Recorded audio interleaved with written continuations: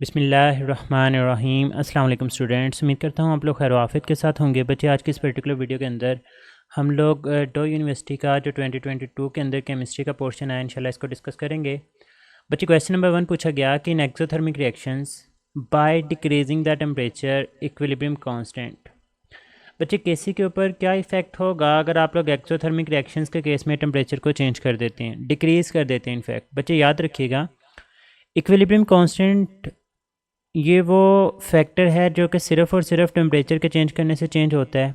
इसके अलावा आप लोग कंसनट्रेशन को चेंज कर लें, आप लोग प्रेशर को चेंज कर लें, आप लोग वॉल्यूम को चेंज कर लें, आप लोग कैटालिस्ट को चेंज कर लें, इक्विलिब्रियम कांस्टेंट के ऊपर कोई भी फ़र्क नहीं पड़ता। लेकिन केसी हैज़ द एबिलिटी कि ये चेंज हो जाएगा बाय चेंजिंग द टेम्परेचर। बच्चे, टेम्परेचर याद रखिएगा दो तरह से इफेक्ट करता है। हमारे पास रिएक्शन एंडोथर्मिक भी हो सकता है और रिएक्शन हमारे पास है वो एक्सोथर्मिक भी हो सकता है।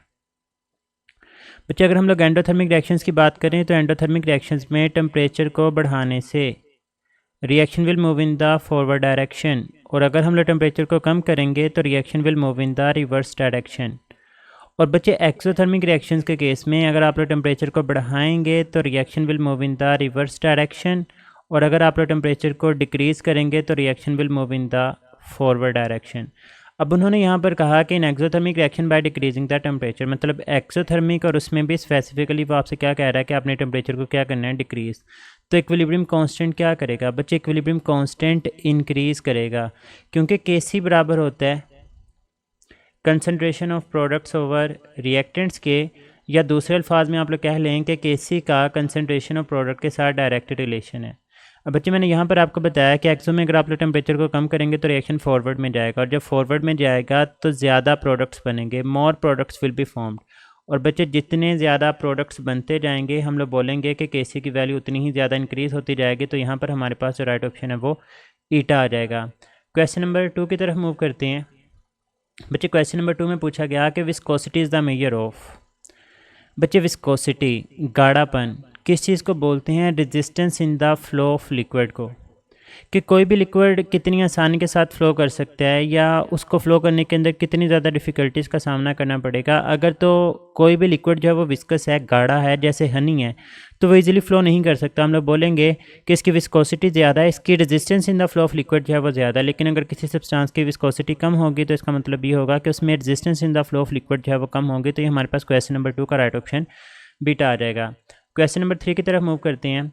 पूछा गया कि एसीटोन गिव्स। बच्चे, अल्फा ऑप्शन देखें, फेहलिंग सोल्यूशन टेस्ट पॉजिटिव। याद रखिएगा, Fehling solution test is only given by aliphatic aldehydes. बच्चे, कीटोन्स भी ये टेस्ट नहीं देती और ना ही जो एरोमेटिक एल्डिहाइड्स हैं वो ये टेस्ट देती हैं, सिर्फ और सिर्फ एलिफेटिक एल्डिहाइड्स ये टेस्ट देंगी। Silver mirror test, it is given by all aldehydes, either they are aliphatic और एरोमेटिक। उसके बाद बच्चे, हमें दिया गया ल्यूकेस टेस्ट। याद रखिएगा, ये टेस्ट सिर्फ और सिर्फ अल्कोहल्स देते हैं। हम लोग ये टेस्ट इस वजह से इस्तेमाल करते हैं ताकि प्राइमरी, सेकेंडरी, टर्शरी जो अल्कोहल्स हैं उनको डिस्टिंग्विश कर सकें। उसके बाद है आइडोफॉर्म टेस्ट पॉजिटिव। बच्चे, आइडोफॉर्म टेस्ट, एसीटोन एक कीटोन है, और याद रखिएगा आइडोफॉर्म टेस्ट सिर्फ और सिर्फ मिथाइल कीटोन्स देती हैं। मिथाइल कीटोन से मुराद ऐसी कीटोन्स जिसमें सी डबल बॉन्ड हो कि एक तरफ लाजमी तौर पर CH3 ग्रुप मौजूद होगा। अब अगर हम लोग एसीटोन का फार्मूला देखें तो बच्चे, इसमें CH3 सी डबल बॉन्ड और साथ में CH3 मौजूद होता है। तो इसमें सी डबल बॉन्ड ओ के साथ CH3 है, तो मीन टू से ये आइडोफॉर्म टेस्ट देगा। तो हमारे पास यहाँ पर राइट ऑप्शन डेल्टा थी। ई में है कि बेनेडिक्ट टेस्ट पॉजिटिव। बच्चे, अगेन जैसे फेहलिंग सोल्यूशन टेस्ट है वैसे ही बेनेडिक्ट टेस्ट होता है कि it is shown by only on aliphatic aldehydes. जो एरोमेटिक एल्डिहाइड्स हैं वो ये वाला टेस्ट शो नहीं कर रही होती। क्वेश्चन नंबर 4 की तरफ मूव करते हैं। कहते हैं जी, हमारे पास ये इक्वेशन है जिसमें वेव नंबर को कैलकुलेट करने का फार्मूला दिया गया है। वहाँ पर कहते हैं n is greater than 2, this is the equation of hydrogen spectrum 4। बच्चे, वेव नंबर के जनरल जो इक्वेशन होती है वो हम लोग कहते हैं कि wave number is equal to RH into 1/n1² minus 1/n2 square. यहाँ पर n1 से मुराद वो वाला शेल होता है या वो वाला ऑर्बिट होता है in which electron will come after jumping. कि इलेक्ट्रॉन कौन से ऑर्बिट के अंदर आएगा जंप करके, और N2 से मुराद वो वाला ऑर्बिट होता है जिससे from which electron will jump. अब बच्चे आप लोगों को कैसे पता चलेगा कि कौन से जो है वो सीरीज़ के लिए ये रिलेशन दिया गया है? तो बच्चे याद रखिएगा, आपको यहीं से पता चल जाता है कि आपके पास कौन सी सीरीज़ की बात हो रही है। देखें, जब हमारे पास N1 इज़ इक्वल टू 1 होगा, मतलब पहला आपके पास शेल, इसके अंदर इलेक्ट्रॉन आकर गिरेगा तो हम लोग बोलेंगे लाइमन सीरीज़ बनती है। अगर हमारे पास सेकंड ऑर्बिट के अंदर आकर गिरेगा तो हम लोग कहते हैं बाल्मर सीरीज़ बनती है। अगर हमारे पास 3 के अंदर आकर गिरता है तो हम लोग बोलेंगे पास्टन सीरीज़। अगर वो 4 के अंदर आकर गिरेगा तो ब्रैकेट सीरीज़, और अगर वो 5 के अंदर आकर गिरेगा तो फ्रंट सीरीज़। बच्चे यहाँ पर वैल्यू 2 दी गई है। अगर n1 की वैल्यू 2 है तो इसका मतलब जो आपका इलेक्ट्रॉन है वो किसी भी हायर ऑर्बिट से जंप करके सेकंड के अंदर आकर गिरेगा, तो इसके लिए बच्चे जो सीरीज़ ऑब्जर्व होती है that is the Balmer series. अगर यहाँ पर इस 2 की जगह पे लिखा होता 1 तो आपका आंसर होना था लाइमन। अगर 3 लिखा होता तो पास्टन सीरीज़, 4 लिखा होता तो ब्रैकेट, और 5 लिखा होता तो वो फ्रंट सीरीज़ होनी थी। खैर, क्वेश्चन नंबर 5 की तरफ मूव करते हैं। कहता है the equation of the first law of thermodynamics will reduce at constant volume 2। बच्चे याद रखिएगा, हमारे पास जो जनरल हम लोग लिखते हैं ना एक फर्स्ट लॉ ऑफ थर्मोडायनामिक्स, वो ये होता है कि delta is equal to Q plus W, और अगर work done by the gas या आप कह लें कि बाय द सिस्टम होगा, तो इसके लिए हम लोग कहते हैं कि जो हमारे पास डब्ल्यू होता है वो बराबर होता है माइनस पी डेल्टा वी के, और delta is equal to Q minus P delta V बन जाएगा। तो बच्चे अगर मैं Q को यहीं पे रखूँ और डेल्टा पी वी को दूसरी तरफ ले जाऊँ तो it will become delta A plus P delta we. Basically यही रिलेशन आपको दिया गया है। अब वो कहता है कि अगर हम लोग वॉल्यूम को ही कांस्टेंट कर दें, बच्चे वॉल्यूम कांस्टेंट करने का मतलब ये है कि डेल्टा वी की वैल्यू 0 हो जाएगी, और जब डेल्टा वी 0 हो जाएगी तो ये पूरे का पूरा फैक्टर 0 हो जाएगा। तो हम लोग बोलेंगे कि डेल्टा ई जो है फिर वो बराबर हो जाएगा हीट के, लेकिन साथ में हम लोग जो है वो वॉल्यूम सब्सक्रिप्ट के अंदर ऐड करेंगे, जो कि रिप्रेजेंट करेगा कि आपके पास वर्क डन जो है वो 0 के इक्वल है, और जब आप लोग वॉल्यूम का कांस्टेंट रख के जितनी भी हीट प्रोवाइड करते हैं वो सारी की सारी इक्वल होती है चेंज इन इंटरनल एनर्जी के। तो हमारे पास बच्चे यहाँ पर राइट ऑप्शन डेल्टा आ जाएगा। क्वेश्चन नंबर 6 की तरफ मूव करते हैं। कहा गया the electrolysis of dilute acid solution gives. बच्चे बहुत इंपॉर्टेंट कॉन्सेप्ट है, इसको याद रखिएगा, यहाँ से लाजमी तौर पे MCQs आ जाता है। अब बच्चे देखें, डाइल्यूट एसिड बहुत इंपॉर्टेंट ये MCQs है। लेट्स सपोज मैं कहता हूँ कि मेरे पास HCl है एक एसिड, उसने कोई भी एसिड स्पेसिफिक नहीं किया, हम लोग मैं HCl ही क्यों ले रहा हूँ, क्योंकि यहाँ पर ऑप्शंस के अंदर उसने ना Cl2 या O2 के लिहाज से बात की हुई है, तो इसी वजह से मैं HCl का यहाँ पर जिक्र कर रहा हूँ। बच्चे अगर मैं HCl को डिसोसिएट करता हूँ तो मेरे पास H पॉजिटिव बनेगा और साथ में Cl बनेगा। अब डाइल्यूट है, मीन टू से आपने उस एसिड को वाटर के अंदर लाजमी तौर पर ऐड किया होता है, क्योंकि डाइल्यूट और कंसनट्रेटेड की टर्म सोल्यूशंस के लिए ही यूज़ होती हैं। तो हमारे पास वाटर भी मौजूद होगा, जब वाटर को आयनाइज करेंगे तो H पॉजिटिव और OH नेगेटिव भी बनेगा।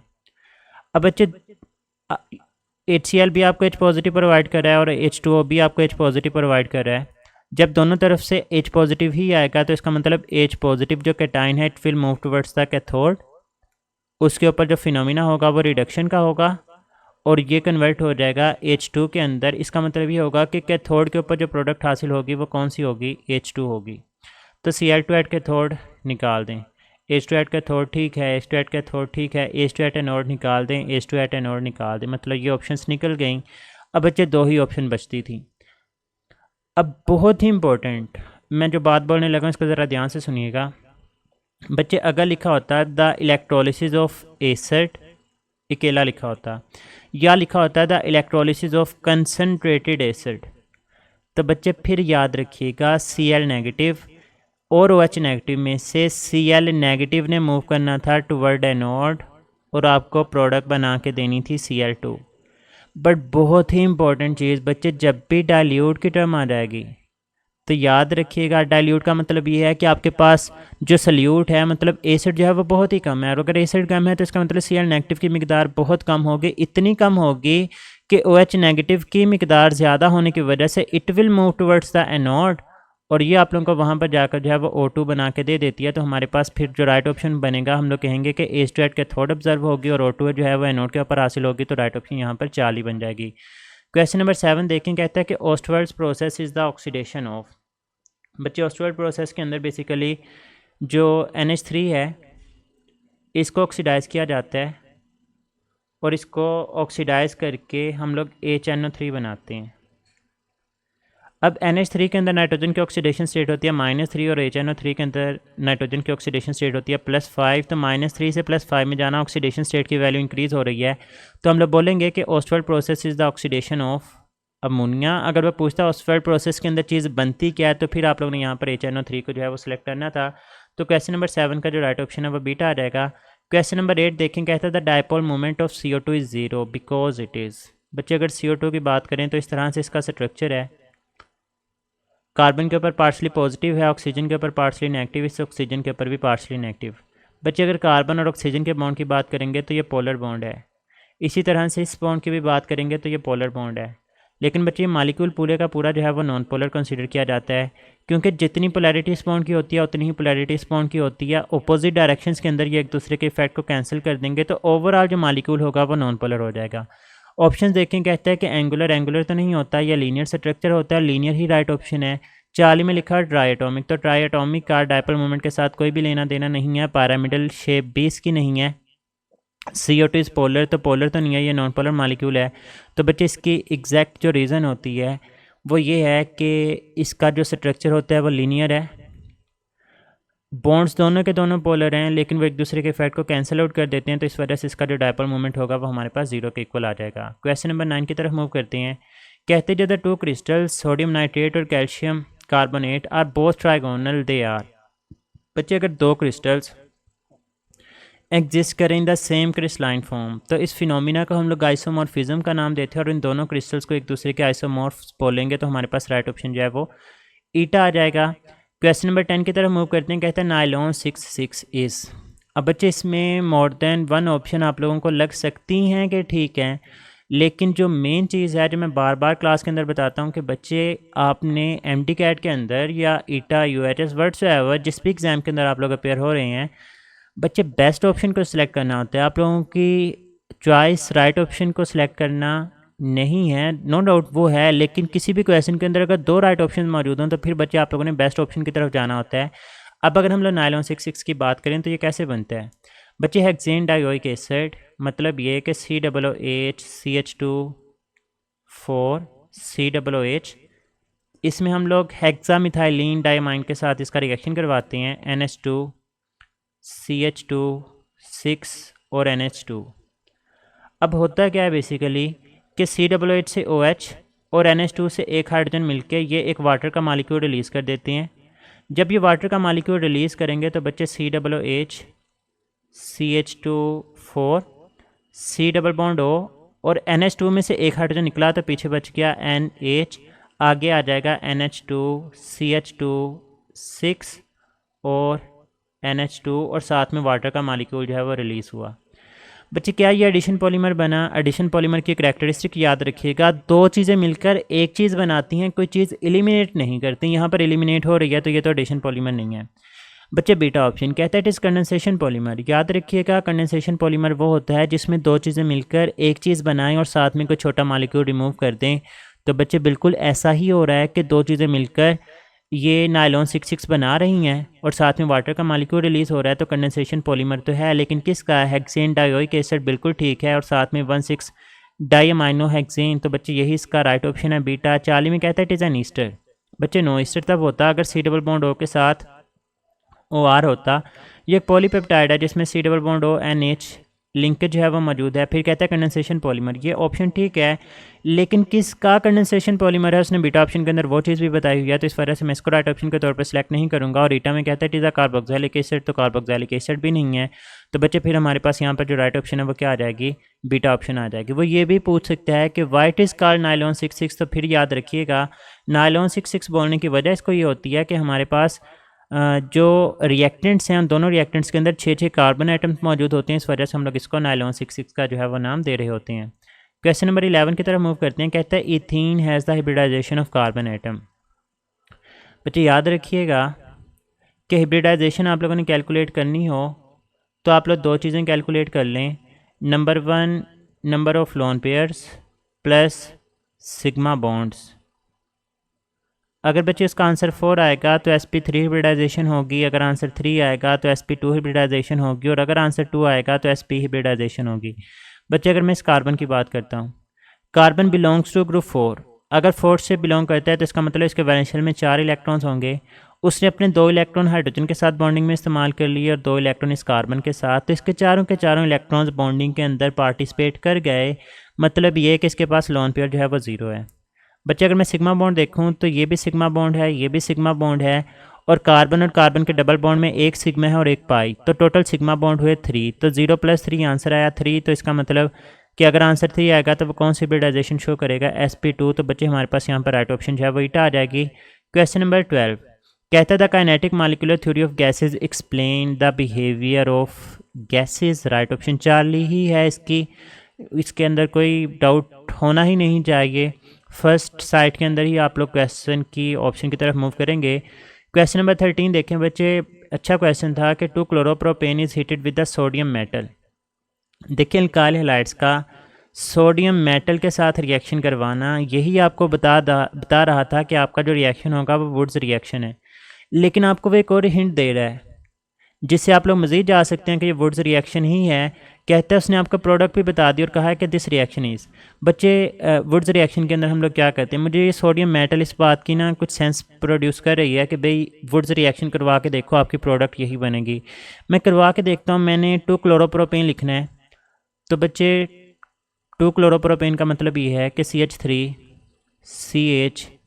CH3 और साथ में आ गया क्लोरीन, तो 1 2 3 कार्बन नंबर 2 के ऊपर क्लोरो लगाया, तो 2 क्लोरोप्रोपेन प्लस सोडियम मेटल, इसी तरह से अगेन एक 2 क्लोरोप्रोपेन, तो बच्चे क्लोरीन CH3 और CH3। वुड्स रिएक्शन में क्या होता है कि सोडियम दोनों अल्काइल हैलाइड से क्लोरीन को लेकर रिमूव हो जाएगा in the form of 2NaCl। बच्चे जिन 2 कार्बन से आपने क्लोरीन को रिमूव किया होता है उन दोनों कार्बन को आपस में अटैच कर दें। पहले तो मैंने इधर वाली ये चीज़ लिख दी CH3 CH3। अब इस कार्बन को दूसरी अल्काइल हैलाइड के जिस कार्बन से क्लोरीन निकला है वहाँ अटैच कर दें, तो CH साथ में आ जाएगा CH3 और इस तरफ भी आ जाएगा CH3। तो बच्चे टोटल अब अगर आप लोग इसका IUPAC नेम देखें तो 4 कार्बन वाली लॉन्गेस्ट चेन है। कार्बन नंबर 2 और 3 के ऊपर मिथाइल है, तो 2,3 डाई मिथाइल ब्यूटेन, यहाँ पर 3 आएगा, 2,3 डाई मिथाइल ब्यूटेन। तो बच्चे ये हमारे पास जो रिएक्शन होगा फिर वो क्या आ जाएगा, this reaction is the Wurtz reaction. तो मेरे पास राइट ऑप्शन यहाँ पर बीटा बनेगी।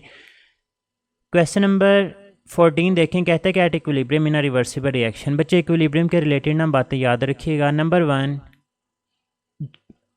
के रेट ऑफ फॉरवर्ड रिएक्शन और रेट ऑफ रिवर्स रिएक्शन हमेशा बराबर होते हैं, तो अल्फ़ा और बीटा तो निकाल दें जिसमें कहता है कि फ़लाँ का रेट ऑफ रिएक्शन फ़लाँ से ज़्यादा और इससे कम ज़्यादा।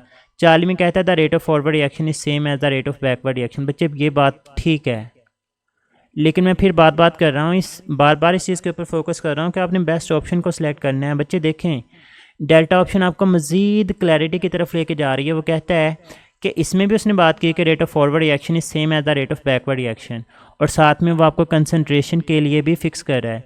कहता है the concentration of reactant and product becomes constant. बच्चे कंसनट्रेशन कांस्टेंट हो जाती है, concentration of reactant and concentration of product becomes constant.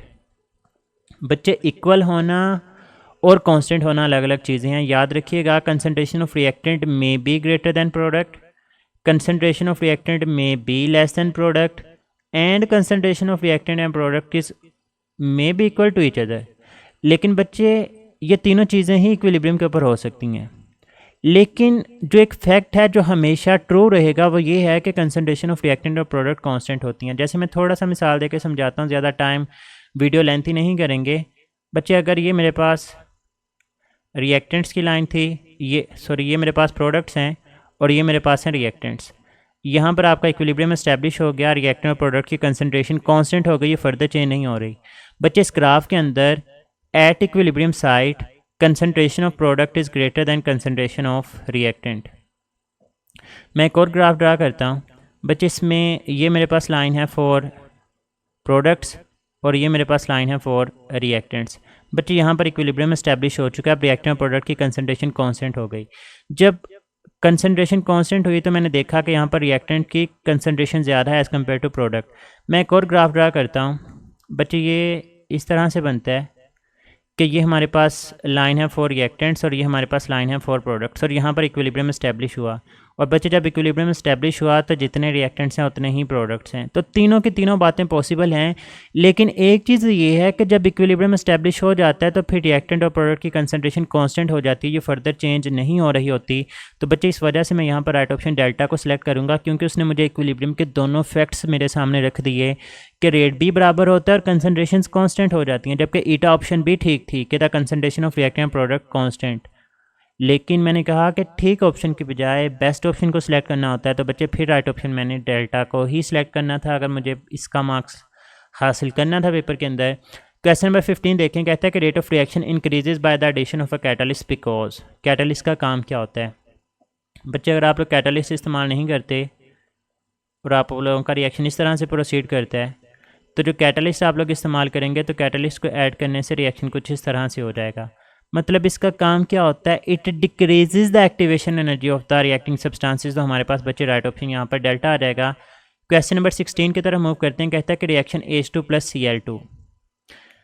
अब बच्चे ये फोटोसिंथेटिक रिएक्शन है, फोटोकेमिकल रिएक्शन है, एंजाइमेटिक रिएक्शन है। और याद रखिएगा ऑल द फोटोसिंथेटिक रिएक्शंस या all the photochemical reactions are the example of zero order reactions, क्योंकि ये वाला रिएक्शन फिर रिएक्टेंट की कंसनट्रेशन के ऊपर डिपेंड नहीं करेगा, बल्कि सनलाइट या उस एंजाइम के ऊपर डिपेंड करेगा जिसकी मौजूदगी में रिएक्शन करता है।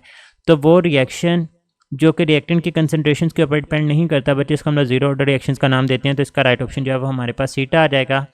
क्वेश्चन नंबर 17 की तरफ चलते हैं, कहते हैं the composition of rate of diffusion of hydrogen and O2 is in the ratio of.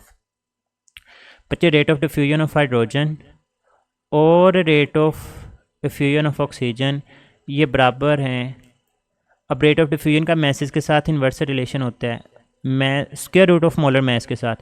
अब बच्चे अगर H2 का रेट मैंने ऊपर लिखा हुआ है तो इसका जो मैस है वो मैं नीचे लिखूँगा, रेट ऑफ O2 नीचे लिखा हुआ है तो इसका मैस है वो मैं ऊपर लिखूँगा। अब rate of hydrogen over rate of oxygen will be equal to under root of mass of oxygen 32 gram है, मैस ऑफ ऑक्सीजन 2, तो 32/2 मेरे पास 16/1 आ जाएगा। अब 16 का जो अंडर रूट है वो 4 आ जाएगा और 1 का अंडर रूट 1 आ जाएगा। तो मेरे पास यहाँ पर राइट ऑप्शन 4:1 आ जाएगी, इसका राइट ऑप्शन डेल्टा। अगर वो पूछता था rate of composition of rate of diffusion of O2 and H2, तो फिर बच्चे मैंने 2/32 तो 1/4 मेरे पास फिर राइट ऑप्शन बीटा बननी थी। लेकिन जो चीज़ वो पहले कहेगा आपने वही चीज़ पहले लिखनी है और उस हिसाब से जो है वो आप लोगों ने राइट ऑप्शन को वहाँ पर सेलेक्ट कर लेना होता है। क्वेश्चन नंबर 18 की तरफ चलते हैं। बच्चे कहते हैं कि Grignard agent methyl magnesium halide react करेगा मिथाइल हैलाइड के साथ, तो प्रोडक्ट इज़। बच्चे मिथाइल मैग्नीशियम हैलाइड CH3Mgx, इसका रिएक्शन करवाना है हमने मिथाइल हैलाइड के साथ CH3X के साथ। अब बच्चे CH3Mgx ग्रिगनार्ड एजेंट का ये जो CH3 वाला पोर्शन है partial negative, Mgx partial positive, इसमें CH3 पार्शियली पॉजिटिव और X जो होगा वो पार्शियली नेगेटिव होगा।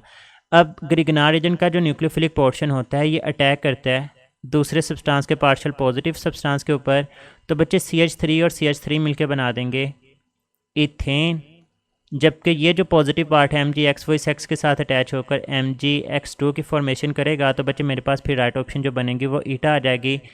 क्वेश्चन नंबर 19 देखते हैं, कहते हैं HOOC has the IUPAC name.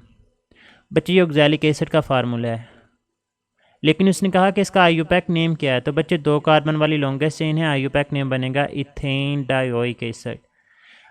अगर वो कॉमन नेम पूछता है ये किसका है तो फिर बच्चे इसको ऑक्सैलिक एसिड बोलना है, लेकिन वो IUPAC नेम पूछ रहा है तो IUPAC नेम ओइक एसिड के ऊपर ख़त्म होते हैं, तो ethane dioic acid will be it's IUPAC name. Question number 20 की तरफ मूव करते हैं। कहता है जो पल्वराइज कैल्शियम कार्बोनेट होते हैं, मतलब ये कि जो पाउडर्ड कैल्शियम कार्बोनेट होते हैं they reacts faster because of the increase in surface area. बच्चे याद रखिएगा सरफेस एरिया का डायरेक्ट रिलेशन होता है रेट ऑफ रिएक्शन के साथ। अगर आपके पास सॉलिड कैल्शियम कार्बोनेट है और एक तरफ आपके पास पाउडर्ड कैल्शियम कार्बोनेट है, तो याद रखिएगा जो पाउडर्ड सब्सटेंस होता है उसका सरफेस एरिया ज़्यादा होता है और उसका रेट ऑफ रिएक्शन भी ज़्यादा होगा। तो फिर बच्चे मेरे पास राइट ऑप्शन बीटा बनेगी। क्वेश्चन नंबर 21 में कहता है कि oxidation of K2MnO4 by Cl2 is to manufacture. अब बच्चे इसमें क्या होता है कि हम लोग रिएक्शन करवाते हैं ऑक्सीडेशन करवाएंगे K2MnO4 की, किसके साथ, Cl2 के साथ। बच्चे अगर मैं ये रिएक्शन लिखूँ आप लोगों के सामने, तो रिएक्शन है हमारे पास K2MnO4 प्लस Cl2 एरोसाइन, 2 मोल्स बनेंगे हमारे पास KMnO4 के, और साथ में बच्चे मेरे पास प्रोड्यूस होगा 2KCl।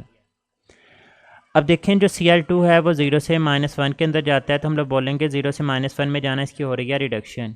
और K2MnO4 के अंदर मैंगनीज की ऑक्सीडेशन स्टेट +6 है, यहाँ पर +7 है, तो MnO4 ऑक्सीडाइज हो जाता है बच्चे। लेकिन यहाँ पर जो बेसिक चीज़ वो पूछ रहा है कि आप लोग कौन सी चीज़ मैन्युफैक्चर कर रहे हैं, तो बच्चे हमारे पास KMnO4 की फॉर्मेशन हो रही है, तो राइट ऑप्शन डेल्टा आ जाएगा। वो आपसे पूछ सकता है कि किसकी ऑक्सीडेशन हो रही है, किसकी रिडक्शन हो रही है, तो आप लोगों ने उसी हिसाब से जो है वो चीज़ों को सिलेक्ट करना होता है। यहाँ पर क्लोरीन की रिडक्शन और मैंगनीज की जो है वो ऑक्सीडेशन हो जाएगी। क्वेश्चन नंबर 22 देखें, कहता है कि एल्डिहाइड रिएक्ट्स विद। बच्चे अगर आप लोग ऑप्शंस को पढ़ें तो आपको नज़र आ रहा है कि वो बेसिकली पूछ रहा है कि वो कौन सी कंडीशन के अंदर इजीली ऑक्सीडाइज हो जाएगा। अल्फ़ा में तो कहता है कि ketones are more easily oxidise. बच्चे ये गलत है, कीटोन्स डिफ़िकल्टी के साथ ऑक्सीडाइज होती हैं। In fact they oxidise only in the presence of strong oxidising agent. और अगर वो आपसे पूछे ऐसा क्यों होता है, तो आप लोग बताएंगे कि इसमें आपको सिंगल बॉन्ड सी को ब्रेक करना पड़ता है, क्योंकि बच्चे इसमें सी डबल बॉन्ड होकर दोनों तरफ अल्काइल ग्रुप सी होते हैं। लेकिन एल्डिहाइड इजीली ऑक्सीडाइज हो जाते हैं क्योंकि उसमें कार्बन का हाइड्रोजन के साथ बॉन्ड बना हुआ होता है। बीटा में कहता है it is always difficult to oxidise aldehyde, ऐसा नहीं है।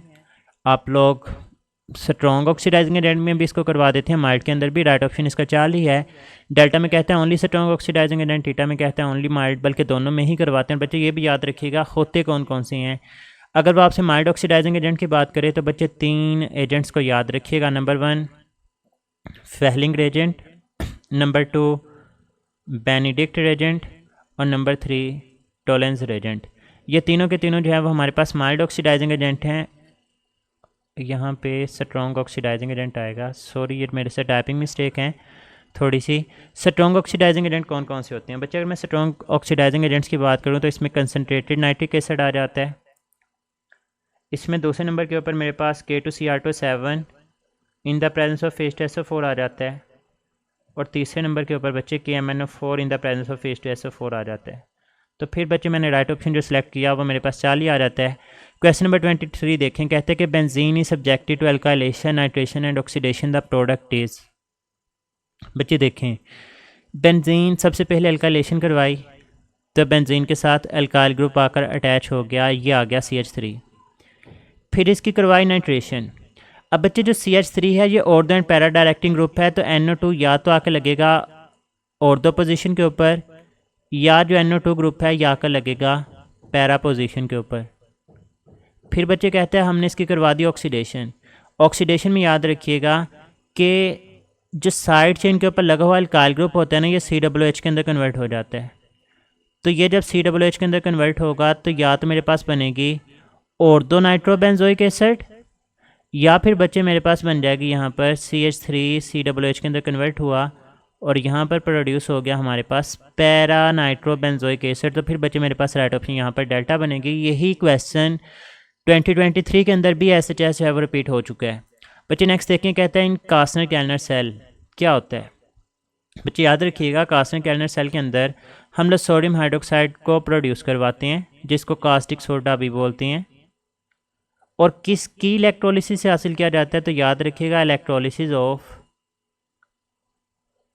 एक्वस NaCl की मौजूदगी में रिएक्शन होता है। बच्चे NaCl को डिसोसिएट करूँ तो मेरे पास Na पॉजिटिव और Cl नेगेटिव बनेगा, और एक्वस है मतलब वाटर के भी आयंस प्रोड्यूस होंगे, H पॉजिटिव और OH नेगेटिव। अब बच्चे 2 कैटाइंस हैं, जब 2 कैटाइंस हों तो एक ही कैटाइन मूव करेगा कैथोड की तरफ।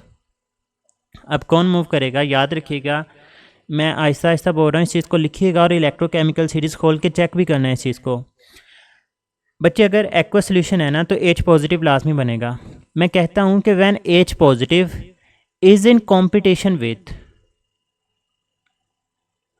सच metals that are present above standard hydrogen electrode in electrochemical series. मैं रिपीट कर रहा हूँ, इसको लिख लें या वीडियो को रोक के दोबारा से मेरी बात सुनें जो मैंने कही है। मैंने ये बात बोली है कि H पॉजिटिव लाजमी बनेगा, और H पॉजिटिव का अगर कंपटीशन ऐसे एलिमेंट्स के साथ है जो इलेक्ट्रोकेमिकल सीरीज़ में शी से ऊपर हैं तो फिर बच्चे H पॉजिटिव मूव करेगा कैथोड की तरफ और वहाँ पर जो प्रोडक्ट होगी वो H2 आएगी। और बच्चे वाटर में OH नेगेटिव प्रोड्यूस लाजमी होगा, और अगर OH नेगेटिव का कंपटीशन होता है Cl नेगेटिव के साथ। अब halide ion has the more oxidising strength, तो ये मूव करेंगे टुवर्ड्स द एनोड और प्रोडक्ट बन जाएगी Cl2 अनटिल एंड अनलेस उसने आपको सोल्यूशन डाइल्यूट ना दे दिया। और जैसा मैंने आपको पहले ही क्वेश्चन के अंदर एक्सप्लेन किया था, जब डाइल्यूट था तो OH नेगेटिव मूव करके गए थे, लेकिन यहाँ पर सिंपल NaCl के एक्वा सोल्यूशन की बात हो रही है तो Cl नेगेटिव मूव करेगा।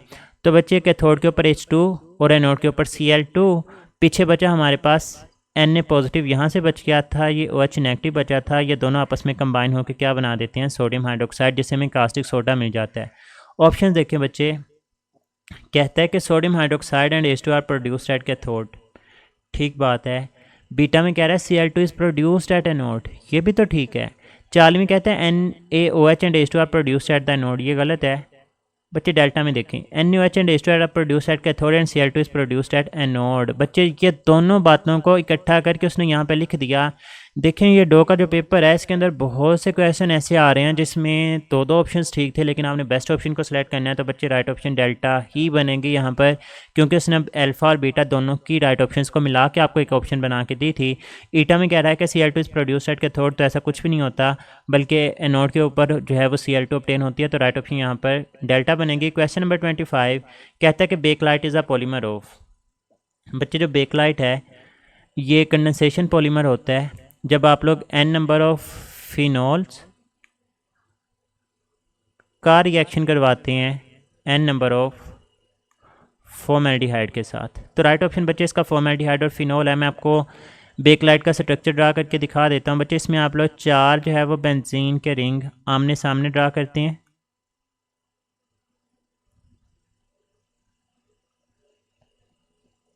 जो ऊपर वाली 2 बेंजीन रिंग हैं इनके ऊपर OH ग्रुप अटैच कर देंगे, और जो नीचे वाली 2 बेंजीन रिंग हैं इनके नीचे OH ग्रुप जो है वो अटैच कर देंगे।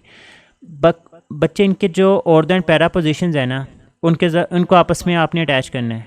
ये ऑर्थो पोजीशन, ये इसकी ऑर्थो पोजीशन, ये भी ऑर्थो पोजीशन, ये इसकी पैरा, ये इसकी पैरा, ये इसकी पैरा पोजीशन है, ये इसकी पैरा पोजीशन, ये ऑर्थो पोजीशन, ये भी ऑर्थो, ये भी ऑर्थो और ये भी ऑर्थो।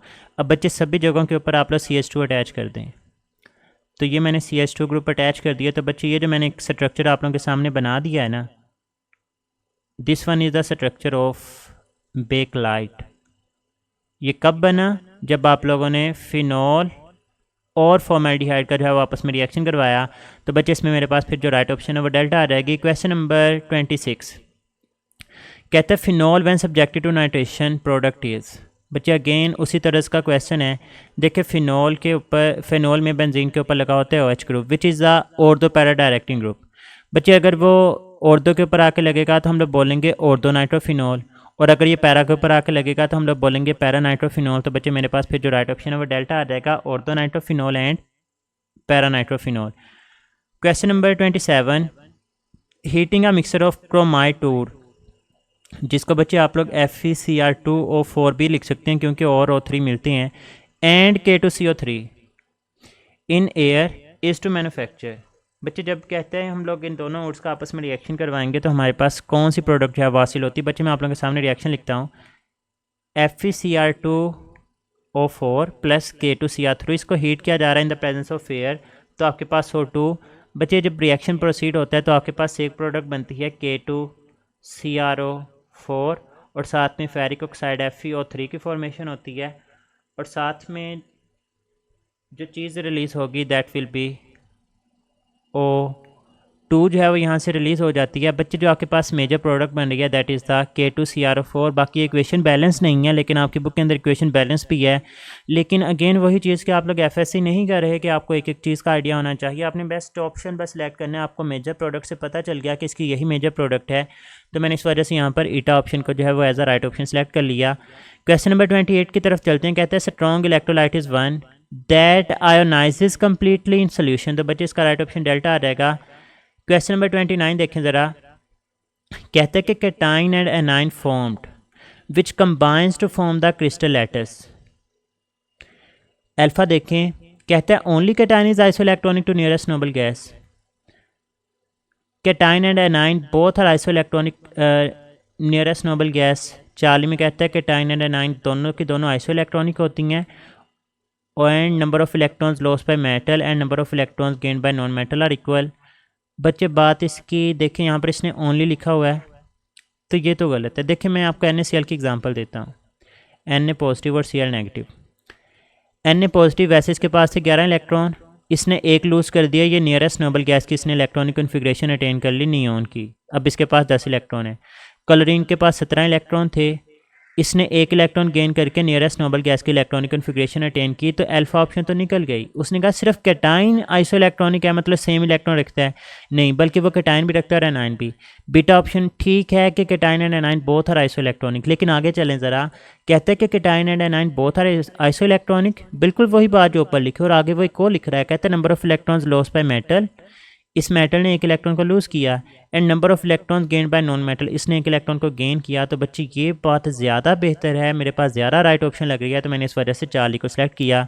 डेल्टा में कहता है only anion is isoelectronic, ये भी गलत। ईटा ठीक बात है कि number of electrons lost by metal और gain by non metal are equal, लेकिन बच्चे ये दोनों बातें मिला के आपके पास अगर एक ऑप्शन मौजूद है तो आप लोग उसी को राइट ऑप्शन के तौर पर सिलेक्ट करेंगे ना, तो इस वजह से मैं यहाँ पर 40 ऑप्शन को सिलेक्ट कर लेता हूँ। क्वेश्चन नंबर 30 देखें, कहते हैं स्कैंडियल अल्कोहल्स हैव। बच्चे स्कैंडियल अल्कोहल की सिंपल आइडेंटिफिकेशन याद रखिएगा, मैं तीनों की बता देता हूँ। प्राइमरी अल्कोहल में OH जुड़ा होगा या CH2 के साथ या फिर CH3 के साथ डायरेक्टली, मतलब CH3OH प्राइमरी अल्कोहल होगी, CH3 CH2OH। OH डायरेक्टली किसके साथ जुड़ा है? CH2 के साथ, ये प्राइमरी है। बच्चे सेकेंडरी में क्या होगा? OH जुड़ा होगा डायरेक्टली CH के साथ। अब बच्चे अगर OH CH के साथ जुड़ा है, इस तरह कार्बन को तो देखें आप, एक इसका OH के साथ बॉन्ड बना है, एक हाइड्रोजन के साथ, मतलब इसके दो बॉन्ड रहते हैं, तो यहाँ पर CH3 और यहाँ पर CH3। तो बच्चे OH जिस कार्बन के साथ अटैच है उसको बोलते हैं अल्फ़ा कार्बन, और उसके साथ जो अटैच कार्बन होती है वो बीटा कार्बन। तो बच्चे ये भी बीटा कार्बन है और ये भी बीटा कार्बन है, तो at least secondary alcohols have 2 beta carbon atoms, तो राइट ऑप्शन यहाँ पर डेल्टा आ जाएगी। इसी तरह से बच्चे टर्शरी के अंदर OH ग्रुप अटैच होता है कार्बन के साथ, और इसमें एटलीस्ट 3 जो हैं वो बीटा कार्बन होती हैं, मतलब ये कार्बन, यहाँ पर CH3, यहाँ पर CH3 और यहाँ पर भी CH3। अगर ये अल्फ़ा कार्बन है तो ये बीटा और ये बीटा कार्बन। तो हमारे पास यहाँ पर अगर वो टर्शियल अल्कोहल्स की बात करता है तो हमने कहना था कि at least it has the 3 beta carbon atoms. और प्राइमरी में बच्चे देखें बीटा कार्बन नहीं भी हो सकती, और अगर मैक्सिमम हो भी तो एक ही जो है वो बीटा कार्बन हो सकती है, एक से ज़्यादा बीटा कार्बन इसके अंदर नहीं हो सकती। तो ये फैक्ट्स हैं, मैंने तीनों के लिहाज से बता दिया। क्वेश्चन नंबर 31 देखें, कहते हैं small diffusion in solid is CO2। बच्चे सॉलिड्स के अंदर सिर्फ और सिर्फ एक ही तरह की मोशन होती है और वो वाइब्रेशनल मोशन होती है, तो इसका जो राइट ऑप्शन है वो हमारे पास बीटा आएगा। क्वेश्चन नंबर 32 देखें, कहते हैं gases deviate from ideal behaviour. बच्चे गैसेस तब आइडियल बिहेवियर से डेविएट करती हैं जब उसमें इंटरमॉलिक्यूलर फोर्सेस डेवलप हो जाएं, और यहाँ पे वो प्रेशर और टेम्परेचर को लेकर बात कर रहा है, तो आप लोग क्या किस तरह से चेंज करेंगे इंटरमॉलिक्यूलर फोर्सेस डेवलप हो जाएंगी। बच्चे देखें, अगर आपके पास एक कंटेनर है, गैस के मालिक्यूल एक दूसरे से दूर दूर हैं, मैंने इसके ऊपर प्रेशर अप्लाई किया, प्रेशर अप्लाई करने से गैस के मालिक्यूल एक दूसरे के नज़दीक आ गए, इनमें इंटरमॉलिक्यूलर फोर्सेस डेवलप होना स्टार्ट हो गई, तो मैं बोलूँगा कि at high pressure ideal behaviour से डेविएट कर रहे हैं। तो लो प्रेशर निकल गया, यहाँ पे भी लो प्रेशर लिखा हुआ निकाल दें। अल्फ़ा में कह रहा है कि gases do not deviate from ideal behaviour, ये तो वैसे ही गलत है। अब या इसका राइट ऑप्शन चार्ली या फिर डेल्टा। टेम्परेचर की बात करते हैं बच्चे, देखें अगर हाई टेम्परेचर होगा तो टेम्परेचर का डायरेक्ट रिलेशन होता है काइनेटिक एनर्जी के साथ। मैंने इसको हीट किया हुआ, मतलब टेम्परेचर ज़्यादा दिया है, जब टेम्परेचर ज़्यादा दूंगा तो काइनेटिक एनर्जी ज़्यादा होगी। बच्चे काइनेटिक एनर्जी ज़्यादा होगी तो गैस के मालिक्यूल एक दूसरे के नज़दीक से शू करके गुजर जाते हैं, मतलब तेज़ी से एक दूसरे के पास से गुजर जाएंगे, एक दूसरे में इंटरमॉलिक्यूलर फोर्सेस ये डेवलप नहीं करवा पाएंगे। लेकिन बच्चे अगर इसका टेम्परेचर कम होगा, टेम्परेचर कम करने का मतलब काइनेटिक एनर्जी कम होगी, बहुत आहिस्ता आहिस्ता एक दूसरे के नज़दीक से गुजरेंगे, इतनी आहिस्तगी से गुजरेंगे कि इनको इंटरमॉलिक्यूलर फोर्सेस डेवलप करने के चांसेस मिल जाते हैं, तो ये आपस में इंटरमॉलिक्यूलर फोर्सेस डेवलप कर लेंगे। तो हम लोग बोलेंगे कि at low temperature and high pressure ये डेविएट करते हैं। अगर दोनों को हाई करेंगे तो ये डेविएट नहीं करते, तो बच्चे इसका जो राइट ऑप्शन है वो डेल्टा आ जाएगा। नेक्स्ट MCQs की तरफ मूव करते हैं। 33 कहता है कि 3 gram of carbon on combustion gives. बच्चे दो लिहाज से उसने क्वेश्चन पूछा है, मैं दोनों लिहाज से बता देता हूँ। पहले कार्बन का उसने मैथ दिया 3 ग्राम, और CO2 के बारे में आपसे इंफॉर्मेशन रिक्वायर कर रहा है। बच्चे सबसे पहले तो आप लोग बैलेंस केमिकल इक्वेशन से चीज़ें देखें। अगर आपके पास कार्बन का था 1 मोल का मैथ होता है 12 ग्राम, तो बच्चे कार्बन डाइऑक्साइड का भी 1 मोल प्रोड्यूस हो रहा था जिसका मैथ कितना है 44 ग्राम। अब गिवन डाटा ये है कि आपको उसने 3 ग्राम दे दिया, बताएं ये कितना होगा। तो बच्चे क्रॉस मल्टीप्लाई करें तो 12x is equal to 44 into 3 and x will be equal to 44 multiplied by 3 over 12। तो 3 4 बार 12 और ये 11 आ जाएगा। मीन से आपके पास 11 ग्राम ऑफ CO2 प्रोड्यूस होगी। तो यहाँ पर 5.5 ग्राम ऑफ CO2 भी निकाल दें, 22 ग्राम ऑफ CO2 भी निकाल दें। बच्चे आगे वो मालिक्यूल्स की बात कर रहा है, उस लिहाज से भी इसको ज़रा देख लें। एक तरफ कार्बन और एक तरफ CO2। बच्चे बैलेंस केमिकल इक्वेशन आपको ये कहती है कि अगर आपके पास होता है इसका 1 मोल का मतलब 12 ग्राम, तो फिर बच्चे कार्बन डाइऑक्साइड का 1 मोल प्रोड्यूस होता था, और 1 मोल के अंदर जो नंबर ऑफ मॉलिक्यूल्स होते हैं वो एवोगाड्रोस नंबर के बराबर होते हैं 6.02 इंटू 10⁻23। गिवन डाटा में कहता है अगर ये 3 ग्राम है तो बताएं फिर ये कितना होगा। बच्चे क्रॉस मल्टीप्लाई कर लें। 12 into x is equal to 3 multiplied by 6.02 into 10⁻23। और बच्चे अगर मैं इस 12 को उठाकर इस तरफ ले आऊँ तो 3 4 बार 12 और इसको कैंसिल कर दें तो ये 1.50 आ जाएगा। तो 1.50 इंटू 10⁻23 मॉलिक्यूल्स ऑफ CO2। तो मेरे पास यहाँ पर जो राइट ऑप्शन है वो ईटा बन जाएगी। क्वेश्चन नंबर 34 देखें। कहता है alkyl halides on reaction with sodium hydroxide product is an alcohol. बच्चे अल्काइल हैलाइड RX, और अगर आपके पास OH के साथ रिएक्शन करवाने के ऊपर प्रोडक्ट जो है वो ROH मिल जाती है। अब बच्चे OH नेगेटिव एक न्यूक्लियोफाइल आकर अल्काइल हैलाइड के X नेगेटिव पार्ट को रिप्लेस कर और उसकी जगह पे खुद आके जोड़ा है। तो एक चीज़ को निकाल के दूसरी जगह पे आ जाना, ये सब्स्टिट्यूशन रिएक्शन होता है। तो एडिशन भी निकाल दें, डिकम्पोजिशन भी निकाल दें, एलिमिनेशन भी निकाल दें। अब वो न्यूक्लियोफिलिक सब्स्टिट्यूशन है या इलेक्ट्रोफिलिक सब्स्टिट्यूशन है। तो बच्चे एक नेगेटिव चीज़ नेगेटिव को रिप्लेस करती है और नेगेटिव न्यूक्लियोफाइल के ऊपर चार्ज होता है, इस वजह से हम लोग इसको न्यूक्लियोफिलिक सब्स्टिट्यूशन रिएक्शन का नाम देंगे। क्वेश्चन नंबर 35 कि पहला ऑर्गेनिक कंपाउंड जिसको इनऑर्गेनिक कंपाउंड से मैन्युफैक्चर किया गया था, तो बच्चे वो यूरिया था। हमारे पास यहाँ पर राइट ऑप्शन जो है वो बीटा आ जाएगा। नेक्स्ट देखें, ये भी पूछ सकता है किस से तैयार किया गया था, तो बच्चे वो अमोनियम साइनेट कंपाउंड था NH4CnO। और हासिल क्या किया गया, यूरिया को हासिल किया गया था NH2C+O NH2। वो आपसे ये पूछ सकता है यूरिया के अंदर कौन सा फंक्शनल ग्रुप मौजूद होता है, तो बच्चे it contains the amide functional group. ये भी बात याद रखनी है आप लोगों ने।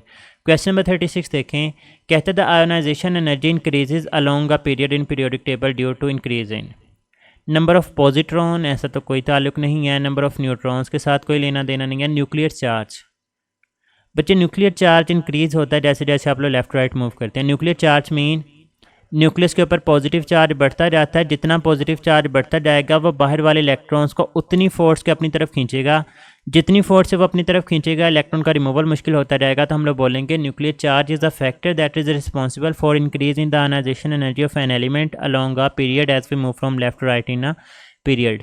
डेल्टा में कहता है number of electrons no doubt बढ़ते हैं, लेकिन इससे कोई लेना देना नहीं है।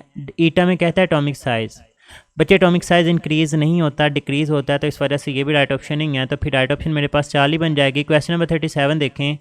कहता है reaction taking place in one step और in several step have same delta H, it is the statement of. बच्चे हैसेस लॉ की डेफिनेशन है कि चाहे आप लोग रिएक्शन एक स्टेप में प्रोसीड करवा दें, चाहे रिएक्शन एक से ज़्यादा स्टेप्स के अंदर प्रोसीड करवा दें, ओवरऑल जो इंथैल्पी चेंज होगी वो सेम होगी।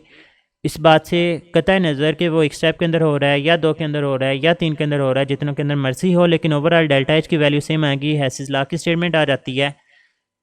क्वेश्चन नंबर 38 के oxidation of primary alcohol gives. बच्चे मैं आपको एक चार्ट बना देता हूँ, इसको सीख लीजिएगा। आपके कोई 10 MCQ यहाँ से क्लियर हो जाते हैं। बच्चे याद रखिएगा अल्केन की ऑक्सीडेशन करवाएं तो अल्कोहल बनती है।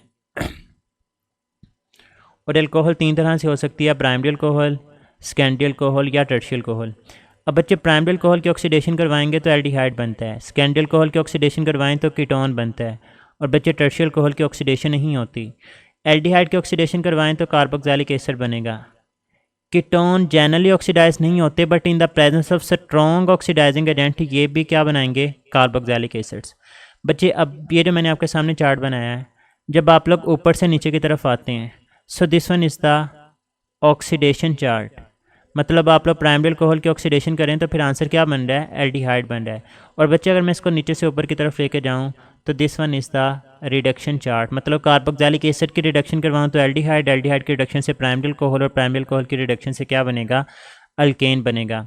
क्वेश्चन नंबर 39 देखें, कहते हैं primary alcohol when react with the halogen acid the product is. बच्चे प्राइमरी अल्कोहल लाइक CH3OH, मैंने इसका रिएक्शन करवाया हैलोजन एसिड के साथ, लाइक कह लें कि HCl के साथ रिएक्शन करवाया, क्या होगा बच्चे, CH3 के ऊपर पार्शली पॉजिटिव, OH के ऊपर partially negative, hydrogen partially positive, chlorine partially negative. Negative negative को रिप्लेस करेगा तो CH3Cl और साथ में वाटर रिलीज हो जाएगा। बच्चे ये बेसिकली ल्यूकेस टेस्ट है। आपके पास जो प्रोडक्ट बनती है प्राइमरी अल्कोहल से primary alkyl halide, secondary alcohol से सेकेंडरी अल्काइल हैलाइड, और टर्शियल अल्कोहल से टर्शियल अल्काइल हैलाइड बनेगी। तो यहाँ पर प्राइमरी अल्कोहल का रिएक्शन करवाया हैलोजन एसिड के साथ, तो बच्चे मेरे पास जो राइट ऑप्शन है वो प्राइमरी अल्काइल हैलाइड बन जाएगी। टाइमिंग्स का भी डिफरेंस याद रखिएगा बच्चे, अगर प्राइमरी अल्कोहल है तो ये रिएक्शन देगी ओनली ऑन हीटिंग, अगर सेकेंडरी अल्कोहल होगी तो ये रिएक्शन दे देगी 5 से 10 मिनट के अंदर अंदर, और अगर टर्शियल अल्कोहल होगी तो ये इमीडिएटली फौरी तौर पर जो है वो आप लोगों को रिएक्शन करके प्रोडक्ट बना के दे देती है। क्वेश्चन नंबर 40 की तरफ चलते हैं। Acetophenone is an. बच्चे अगर एसिटोफिनोन का स्ट्रक्चर देखें तो कुछ इस तरह से होता है, C डबल बॉन्ड होकर एक तरफ CH3 और एक तरफ फिनाइल ग्रुप। तो C डबल बॉन्ड होकर तरफ एल्काइल या फिनाइल ग्रुप है, ये कीटोन है और एरोमेटिक कीटोन बोलेंगे क्योंकि इसमें एक बेंजीन का ग्रुप भी अटैच है। न्यूक्लियोफिलिक सब्स्टिट्यूशन यूनिमॉलिक्यूलर ईज़ा। बच्चे ये 2 स्टेप प्रोसेस होता है। पहले स्टेप में क्या होगा, टर्शरी अल्काइल हैलाइड्स एक स्लो स्टेप से प्रोसीड करती हैं जिसको आयनाइजेशन बोला जाता है, और आपके पास कार्बोकेटाइन बनता है और साथ में X नेगेटिव।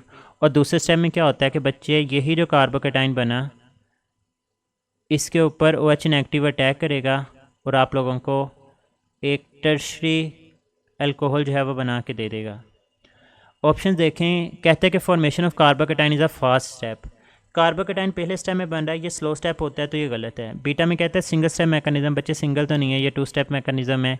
चार्ली में कहता है 2 स्टेप मैकेनिज्म, ठीक है। डेल्टा में कहता है attack of nucleophile on carbocation is slow step. तो बच्चे न्यूक्लियोफाइल का कार्बन के ऊपर अटैक करवाना ये फास्ट स्टेप होता है, स्लो नहीं होता, ये भी गलत है। ईटा में कहता है प्राइमरी अल्काइल हैलाइड फॉलो करती हैं, तो बच्चे प्राइमरी अल्काइल हैलाइड SN1 नहीं बल्कि SN2 फॉलो करती हैं, और SN1 को फॉलो करने वाली टर्शियल अल्काइल हैलाइड हैं, तो ये गलत है। तो इसका राइट ऑप्शन 4 ही बन जाएगा। क्वेश्चन नंबर 42 देखें, कहता है hexanoic acid is the IUPAC name of. Right option is the caproic acid. बच्चे एडिपिक एसिड, अगर मैं एडिपिक एसिड की बात करता हूँ तो बच्चे ये आईयूपैक नेम है COOH ट्वाइस CH2 ये COOH को 2 दफ़ा लिख देते हैं। बच्चे ये हेक्सेन डाइओइक एसिड का आईयूपैक नेम है। प्रोपायोनिक एसिड, इसमें 3 कार्बन होते हैं, ये प्रोपानोइक एसिड का जो है वो कॉमन नेम है। फॉर्मिक एसिड का जो आईयूपैक नेम होता है वो मेथानोइक एसिड होता है, और ब्यूटारिक एसिड का ब्यूटानोइक एसिड। तो बच्चे इसका जो राइट ऑप्शन है वो मेरे पास डेल्टा आ जाएगा। क्वेश्चन नंबर 43 देखें, कहता है the option having all the properties of gamma rays. बच्चे इसका राइट ऑप्शन बीटा है, ज़रा देख लें।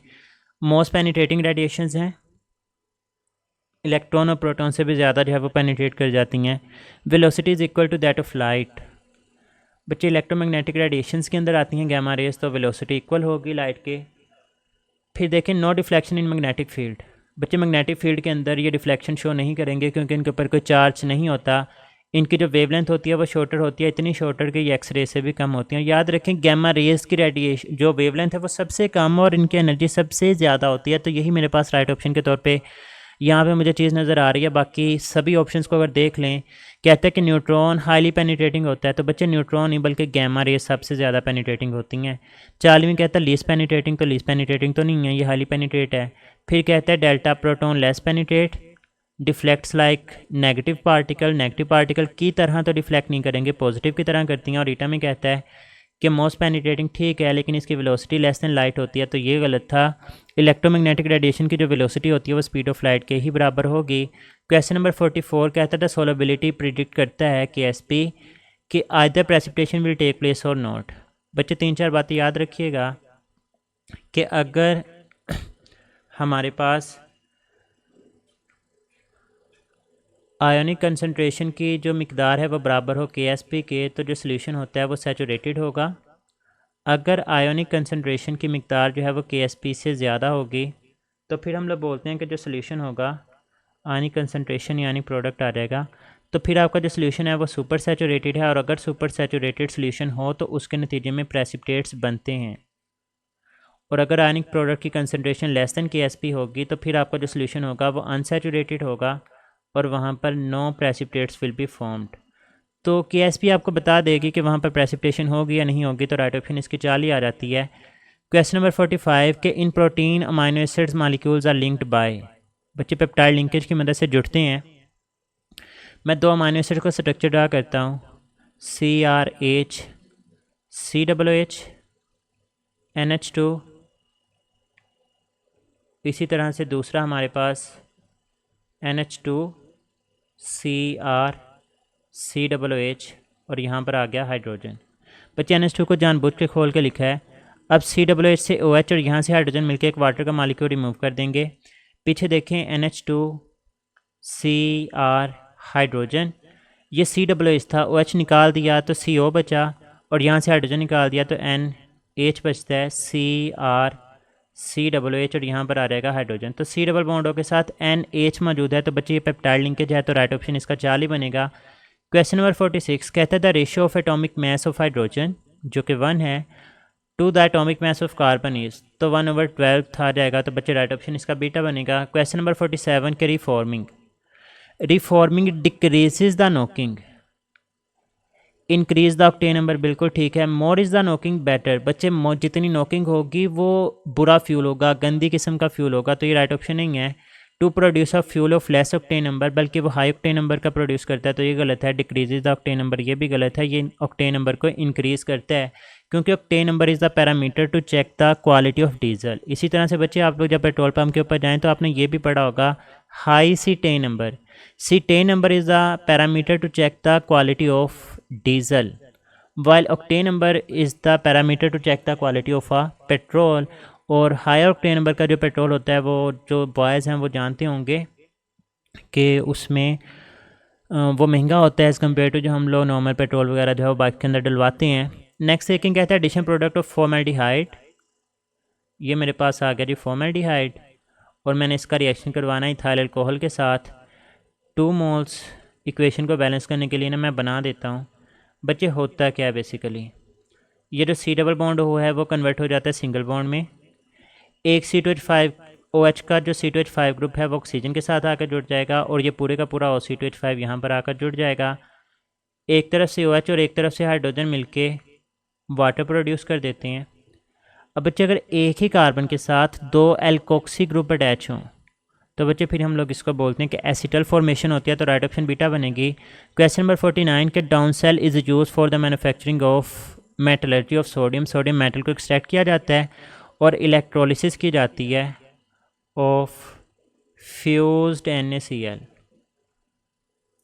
उसके बाद बच्चे हमारे पास क्वेश्चन नंबर 50 है, कहते हैं कि falling drop of liquid is spherical due to its surface tension. बच्चे सरफेस टेंशन क्या होता है बेसिकली याद रखिएगा, हम लोग कहते हैं कि सरफेस टेंशन वो कोहेसिव फोर्सेस, जोड़ के रखने वाली फोर्स ऑफ अट्रैक्शन होती है, that cause it to become as it was covered with the elastic cover. मतलब सरफेस टेंशन ये फील करवाती है मॉलिक्यूल्स को कि वो उसको इतना ज़्यादा कॉम्पैक्ट जोड़ के रख देती है कि उसके इर्द गिर्द उसको किसी तरह की प्रोटेक्टिव कवर जो है वो महसूस होता है।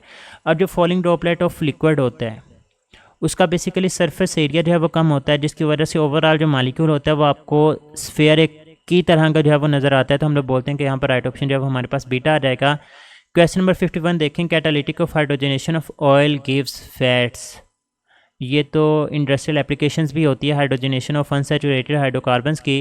क्वेश्चन नंबर 52 देखें, कहता है बेंजाइल अल्कोहलिस। ये बहुत मज़े का क्वेश्चन है बच्चे। देखें बेंजाइल अल्कोहल, ये C6H5 ग्रुप, इसके साथ आ गया CH2, इस ग्रुप को बोलते हैं बेंजाइल, और इसके साथ OH अटैच किया हुआ है।